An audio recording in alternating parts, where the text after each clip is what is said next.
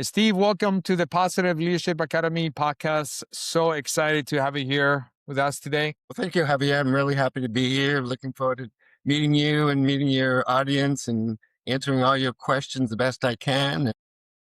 Looking forward to it. I'm excited. Thank you for having me. You're welcome. I just want to talk about the game of 10 that you developed over 40 years, right? Can you take us back to the beginning? Well, the game of 10 was developed maybe 10 years ago. 10 years ago? Yeah, but I've been playing it my whole life and mostly playing the game often played. So there's two games we're playing in life. One is connected to who we are, our authentic self, and we have free will to leave it. And I call that the game often played. One through. So Yeah. our emotions, our thoughts, feelings, and emotions can attach to those levels of awareness. If you're disappointed, then you go to 9. If you're more disappointed, you go to 8, 7, 6, 5. If you're traumatized, you're going to go to 3, 2, 1. Okay. And have those emotions, negative emotions attached to them. So it's really a game of thoughts, feelings, and emotions that you're either aligned with who you are, your authentic self, which is unconditional love, or you're attached to fear, self-doubt, guilt, and shame. So that's like the level 1 and 2. 1 through 9. 1 or 9 have some level of fear, self-doubt, guilt, and shame. Not much. They have an awareness gap of 10%. People are 1, highly traumatized people who have basically it's called mental illness. Basically, the further away you get from 10, there's a book, I forgot what they call it, the mental illness book, 5, DSM-5, it's called. And I think it probably said it as a DSM-1. So now they're up to 5. And it gets thicker and thicker as they diagnose people with maladaptive behaviors. So it gets thicker and thicker, and it's a machine that works. And what would be some of the examples that kind of like leaders you see in leaders kind of on this game of 10 and in the game they often play. Tip- Yeah. Typically, someone who calls me up, I ask them on a scale of 1 to 10, how happy, healthy, wealthy, healed, and whole are you? Don't think about it. Ask yourself the question. There's no wrong answer. Be honest. And typically it's 7, 8. Rarely do I get, and highly, highly driven people are 9s. They're perfectionists, which is another double-edged sword. And if they say I'm a 10, they go, what do you need it for? Yeah. Yeah. That's more of a hyperachiever type of leadership. 9 highly achiever. 10s are just great, whatever. And they're in the flow. Okay. 10 is flow. 10. Flow. Okay. Yeah. So they don't care. I'm good. Everything's good. Making lots of money, paying all my bills, get everything I ask for. I have no needs. I have no wants. I'm happy. I'm healthy. I'm abundant. I'm wealthy. I'm healed. I'm whole. Got no problems. Can't imagine. Don't need or seek approval. If you like me, great. If you don't like me, great. Have a good day. That's more of a higher conscience type of thing. It is consciousness. So we are consciousness. So once you understand that we are consciousness and we have free will to separate from that consciousness, because people who separated from it usually do it unconsciously and think they can do a better job than whatever you want to call it, source, creator, God. You say it. They had a client today. How you doing today? I'm about a 6. Guys in the military, highly structured, highly successful. And I said, I'm going to say something to you that it's going to just knock you off because it's not what you think you are. I said, when you say you're a 6, how arrogant that is? He goes, what do you mean? I said, you're created as perfection and you're calling yourself a 6. He goes, oh my God. It's the same thing you're 14, which automatically makes you a 6. People that think they're better than 10, arrogant. we're used to seeing that. They think they're better, they're what doesn't stink, and they think they're better than God. Okay. But whoever says they don't think they're as good as God, oh my God. Yeah. When you look at it that way, and also when you say you're God, everyone is special, not special. It's when you think you're not special, arrogance. It's when you think you're really special, more special than that, arrogant. They're both arrogance. 10 is the set point. And 10 is not always bliss, but it's in there. Usually it's content. Do you think now, looking at for example, I know a lot of people idolize Steve Jobs, and I hear some people. I come from IPEC, which Mhm. is, for people that are listening, is a certification coaching school recognized by ICF. Use the energy leadership index, right? And we go from 1 to 6, and 6 in the energy leadership index is like conscious. You like pretty much like the Dalai Lama. And a lot of people will say, "Hey, Steve Jobs is out there, right?" And then I met a lot of people that knew Steve Jobs personally. They're like, "No, no, no. He's the worst human being I ever met in my life. Super arrogant, super Yeah. this." Yeah. So I know he hasn't taken the assessment, but since you have so many years of experience, what do you think he will be on? What Well, would okay. Probably they might be judging on his relationship skills. Okay. Okay, He's always okay. a, Separating those from leadership. yeah. Here's a good way to look at it. Our skills is separated from who we are. All right. Okay. So thoughts, we have thoughts. We're not our thoughts. We have thoughts. We are not our feelings. We have feelings. We are not our emotions. We have emotions. We are not our body. We have a body. We are not our, these are all tools that we have access to. Your awareness, how are you using those tools? Are you using them for um, love or acceptance, or using them for fear, self doubt, guilt, and shame? What are you using those tools for? So people get confused with who they are from what they have and what they do. Mm, Always in improve what you can always have more of something. You can always have less of something. You can always do more of something, or you can always do less of something. Those are variables, but who you are is a constant. And that, second. yeah, that's where people get confused. So it's a good question. Thank you. Yeah. So yeah, I get it now. So obviously on the relationship part, yeah, and obviously it's a judgment from somebody else, Yeah. then Yeah. follows into that. You Yeah. don't know. You don't know Steve Jobs. To me, he's 10. Talk to his wife, see how he is for a relationship. His kids, the kids will tell you the truth. Yeah, that's true. That's true. That's true. Yeah, exactly. I'm gonna switch and I'm gonna talk about 22.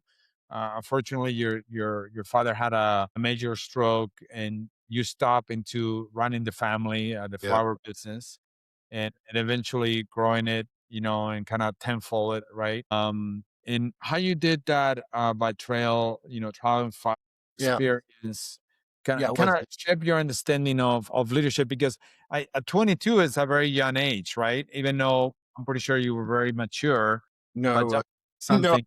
No, you were not. Okay, all right. I take that away. you can take it away. I was not ready. The good news is I did graduate from University of Southern Maine with a business management degree, Hmm. but having a degree and applying it in everyday life, it was something. Hmm. And also my father had a stroke. And if you ever know someone who's had a stroke, whatever their personality was before, that's 10x. And he was a very much in control, power control, and profit. So he was very much like that, and it accentuated. So I really learned a lot from him, how not to be as well as how to be too. So it was a double-edged sword, and I was with him for 30 years. And finally, after 30 years, I liked what I did. I didn't love it. And 13 years into it is when I had my big shift. Mm. It was more of a struggle until I had my shift. Then it became more of a struggle because once you start operating from a higher level with someone who's your boss that operates from a lower level, where chaos was king, drama was important. Stir it up. They think you're crazy. So versus, and he was the boss, 51%, 49%. So Mm, I've learned how to navigate with that, and typically I don't now 69, I don't deal with it. I don't have to deal with it. So got you. Yeah. unless they pay, unless they pay me, and then I'll deal with it. Yeah. And especially I think one of the hardest thing to do is obviously when you have a business with a family member, I think it's really hard, right? I mean, it's everything kind of it's really hard to have healthy boundaries. I never seen a family business where they have healthy boundaries. They cross the intimate with business is strategic, right? Yeah. But family's intimate. Yeah. And Absolutely. those are the boundaries. You're my son. What are you telling me what to do? You know? Yeah. Yeah. Well, Exactly. I'm trying to run a business. Why are you bringing this up? Yeah. Yeah. It's not Exactly. personal. Not personal. It's a business decision. It's a business. Yeah. Meanwhile, you having Thanksgiving dinner and Oh, yeah. Cam, why don't you come? I'd be working 6 days a week. I might get a day off. Why don't you come up to camp? Finally, after about 6 times, all you do is talk about how so and so's screwing us over and so and so's did this and we're not making enough money or blah. It's like, why would I want to come up on my only day off this month to see you and be my boss that doesn't like what's happening? right. Yeah. That's That's why. That's why I don't want to come up. yeah, it's very tough. Hmm. I'm interested to know. I mean, the flower business, I see it as a very delicate business, right? Because obviously you can have any type of like my business, right? Hey, I just need to take care of myself, make sure I'm healthy, so I can coach and do what I do. But right, and the flower business is a really rapid turnaround business, right? You cannot. You It's like very can't, similar to the strawberry business, right? You yeah, cannot you keep the can't, strawberries. those Yeah. freeze them, flash freeze them, but you can't freeze flowers, can't make a soup out of them. So you have to rely on rotating those flowers 3 to 5 days or luckily we had a good funeral business where the flowers have to last for 2 days. Yeah. Perfect. You want them open. You don't want them tight, tight, tight. But if we do an arrangement, you want them tight, tight, tight and last for 9 days. So, but if you've got a funeral, you want them blown open and you want them to last at least 3 days. Perfect. So you have to develop your market, have relationships with the local funeral directors, the hotels. We did a lot of weddings. So we did to do $2 million. This was 20 years ago, mind you. So now would be probably doing. I sold the company to one of my members, my former general manager, and I sat next to him this Thursday. He's in my BNI group. So they're probably doing 3.5 million now. So and they Wow. did a job. Yeah. So good. So the business is more about obviously the consumers that you have, your target market, and make sure you kind of like make sure you are in top of their demand so you can provide really quick, right? And you don't obviously store anything, right? It has to be a very fast pace. Hey, all right, I will have There's it. a lot there, there's so much between people think that there's the arrangement. Oh, they must have got them in from the shipment in buckets, and then they just cut it and put it together. There's a lot of care and handling involved in the flower business. Every flower, it's like people, everyone has a different personality. Every flower has a personality. Yeah, exactly. What flower likes this? What flower doesn't like this? If a flower wilts, how do you get it back? So you have to learn by and this is before the internet too, that now you can go online and YouTube and go, I got a problem with my hydrangeas. I don't know what to do. Who knows that you cut the stem and dunk the hydrangeas, you dunk them in a big bowl of water, and they absorb their flower water through the flowers. Most, Mm, plus lilacs have a pulpy stem, so you have to get they're woody pulpy. So woody pulpy, long strip, so expose the pulp to and put them in warm water and they come right back. So every flower there's categories. Let me put it that way. Certain flowers like certain ways of being handled, certain temperatures for yeah, it's different ways. fascinating. It's Fascinating. fascinating and it's a nightmare. I pity anyone who didn't grow up in the business to do it. I love flowers. Good. Yeah. I'm curious. I read that you presented the Gain of 10 Mhm. to the case study team on Harvard University. What was that experience like? I think I'll be 5% my to them. He asked me, whatever happened? What'd you get from that? I said, bragging rights. Bra- And it was a great experience. I put together, I had a couple people with me, someone who did the production of the meeting. It was on Zoom. And I had another person, knowing that they're pretty much thinkers. Okay. And the game of 10 is all about not thinking. So I knew that I'd better have some there who knew about neuroscience, brain science. So I had a woman who does her coaching on neuroscience and brain science, because a lot of people who are left brain, what I do is too woo woo. Okay. Because Mhm. I can't imagine, what do you mean you don't think? Okay. Well, so I'll get back to it was great. We handled it well. We answered all their questions. And I think the best thing that I learned from that was, don't be afraid to present what you have really good to, and be ready for that. And just, I would Yeah, say, have balls, do it. there you go. There you go. Yeah, It's about having, I got something good. I don't care. I'm going for the big ones. In the flower business, like, do a high profile wedding. That's how you get business. Present yourself in front of high profile things and do it. Okay. We did mm, a great job. So be also preparation, yes, and come, yeah, don't exactly. It's like my business coach say, do bullshit. bullshit. Yeah. And don't do bullshit. Do bullshit. Here we go. That one. Not the bullshit, the bull. The bullshit. Don't, Love it. they would call me on my bullshit real quickly. Okay. Yeah. You did it, bull.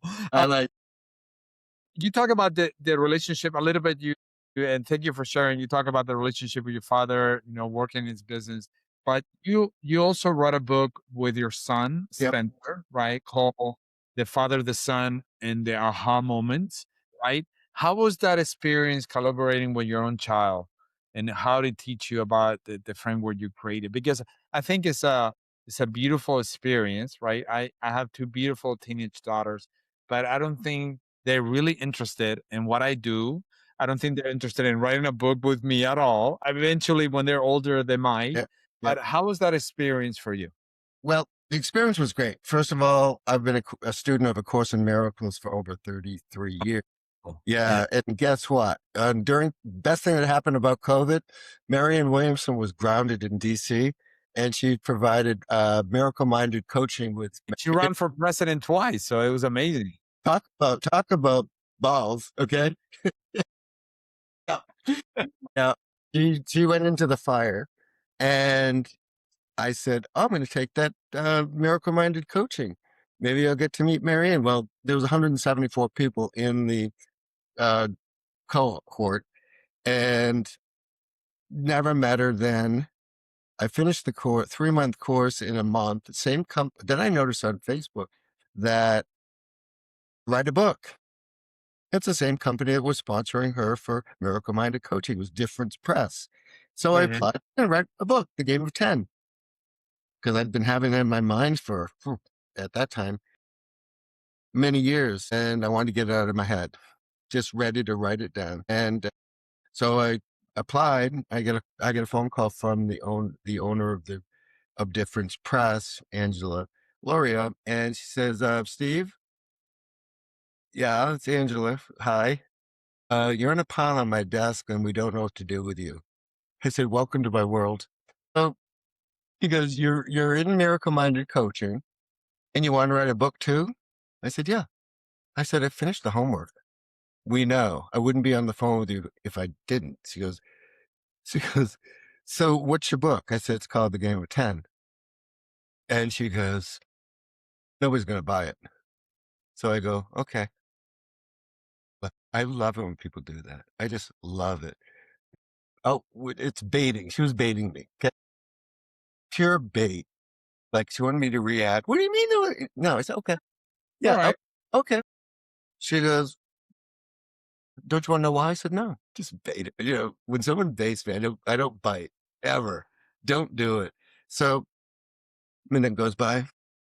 Well, I'll tell you why. You're not Beyonce. Not taking the bait. Not taking. I don't think she liked me after that, too. Okay, just so you know. Yeah, because you wanna see your reaction and you're not reacting to anything. No, I think that she met her match with me. She goes, "I'll tell you. I'll tell you why. If you were Beyonce and she wrote a book called The Game of 10, it would be a New York Times bestseller. What else she got?" I said, "Well, I'm writing it with my 18-year-old son." "Oh," she says, "I can sell that stuff all day long." I said, "So it's a parenting book." I said, "Okay." Right. So the parenting book, I can write a game. I can write, it's a chicken soup with a soul type of thing. I can write the game of 10 for chiropractic. I can write for coaching, the game of 10 for garbage collecting. It's Got you, yeah. name it. It's a registered process. I can write a book for everybody because all the principles of natural laws that apply for everybody. Do this, get this. Do that, get that. Yeah. So it's common sense, not very common. So it's uncommon sense. Then what I didn't know was when got accepted in the program, Marianne Williamson was one of my coaches. So I got to, yeah. So I went from a group of 174, never got to meet her. You had to apply, you had to put your questions in a day before. I didn't bother, just listened in and did my homework. But when I did the write a book portion of it, there were 20 of us. And I was one of 20. I was one of the rest of them, 19 women who were who were going to change the world. And then you have Steve Barton, a 65-year-old boomer, the cause of all their problems, white boomer, the cause of all their problems in the group with him. So I was very quiet, did my thing, but Marion was so good to me. She was so kind and so She's amazing. back amazing. Just not big on her politics, but I love her. Okay. So Yeah, there, absolutely. there you have it. So don't care about people's politics. I care about them.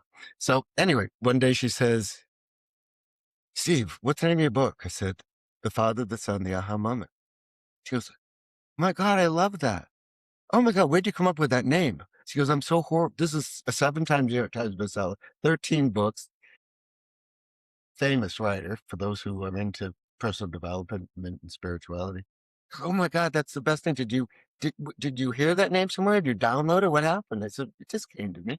And it's brilliant because it's the Father and Son. She goes, "The aha moment is the Holy Spirit." Mm. I said, "No, but that makes total sense."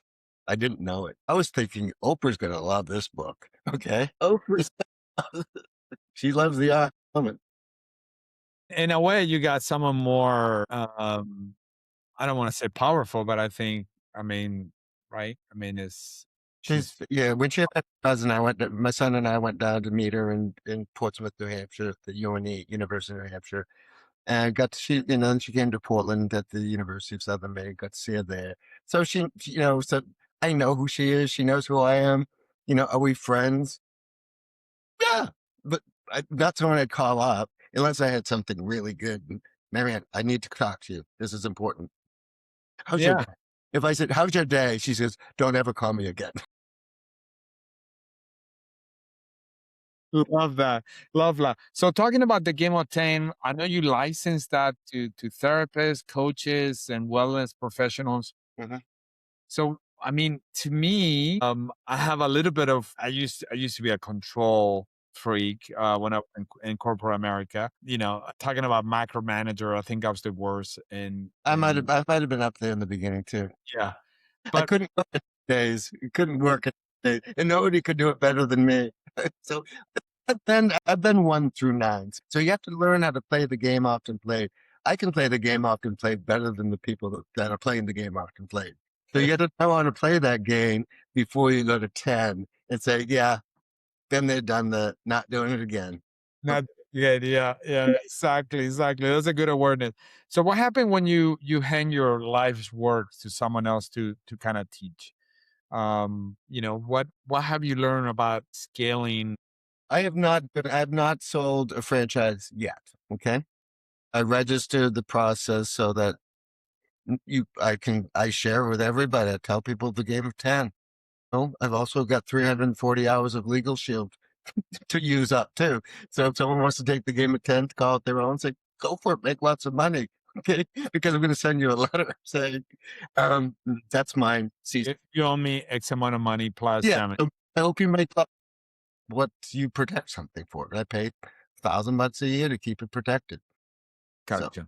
yeah. Gotcha. By now people can, so where can people find you? And so it's available in a way to license or be taught by you?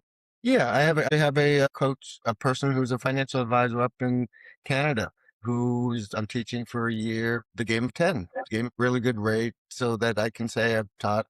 I want to learn how to coach a coach. Actually, my first client was the coach at the Gestalt International Study Center.